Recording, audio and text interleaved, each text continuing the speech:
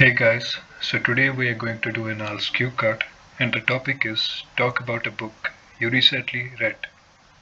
हमें एक बुक के बारे में बताना है जो कि हमने हाल ही में रीड की हो.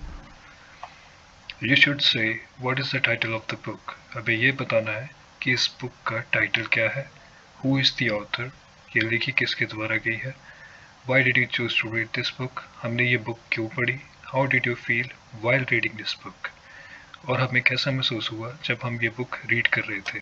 I'm not much of a bookworm, although I have read 3 or 4 books just because I was feeling bored, but I still found them interesting.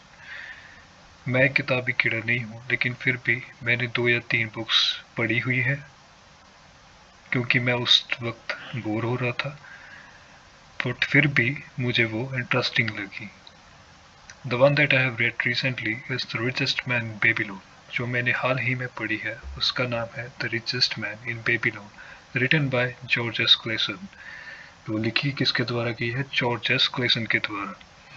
Which was the highest selling book in the year 2019, जो कि 2019 साल की सबसे highest selling book है. More than 2 million copies are sold worldwide until now, which has created a spark among new readers too. अब तक इसकी world wide 2 million से ज़्यादा कॉपीज बिक चुकी है, जिसने एक स्पार्क छेड़ दिया है न्यू रीडर्स के भीतर. The basic motto of the book is to tell people how the money that they spend should be saved. कहता है इस बुक का बेसिक मोटो क्या है कि जो हम मनी को अर्न करते हैं उसको सेव कैसे किया जा सकता है, and invested wisely where there is necessary, और उसको इन्वेस्ट कैसे किया जा सकता है वहाँ जहाँ उसकी ज़रूरत हो. I chose to read this book because I was in need of some proper guidance on how money can be multiplied. मैंने इस बुक को इसलिए रीड किया क्योंकि मुझे गाइडेंस चाहिए थी कि अपनी अर्न की हुई मनी को मल्टीप्लाई कैसे कर सकता हूँ. Which is explained very neatly in the book by giving instances of ancient times, जो कि इस बुक में काफ़ी अच्छी तरह से एक्सप्लेन किया गया है. कैसे एक्सप्लेन किया गया है, एंशिएंट टाइम्स की एग्जांपल्स देके. In the very start I had no thought of completing it. Starting में मेरा कोई थॉट नहीं था इस बुक को कंप्लीट करने का, because I procrastinate a little on certain things, but the book itself made me stick with it. क्योंकि मैं कुछ काम को करने के लिए राजी नहीं होता था, बट ये बुक मुझे इतनी इंटरेस्टिंग लगी कि उसने मुझे खुद से स्टिक कर लिया.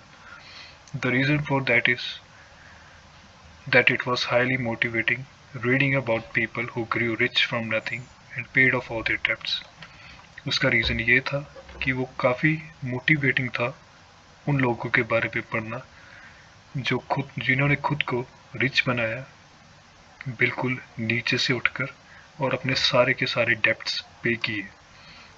became well respected individuals among society, और सोसाइटी में वो well respected individuals बन गए. While reading this book, I started having a new sight of everything.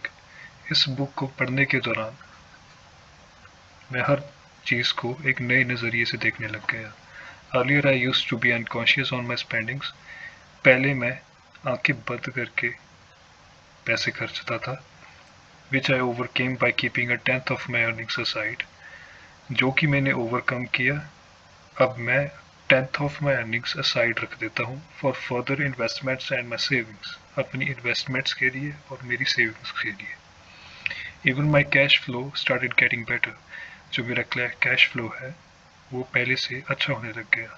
And now I'm able to do things desirably which I neglected in the past. और अब मैं हर वो चीज़ करता हूँ जो मैंने पास्ट में निगलेक्ट की थी. Thank you.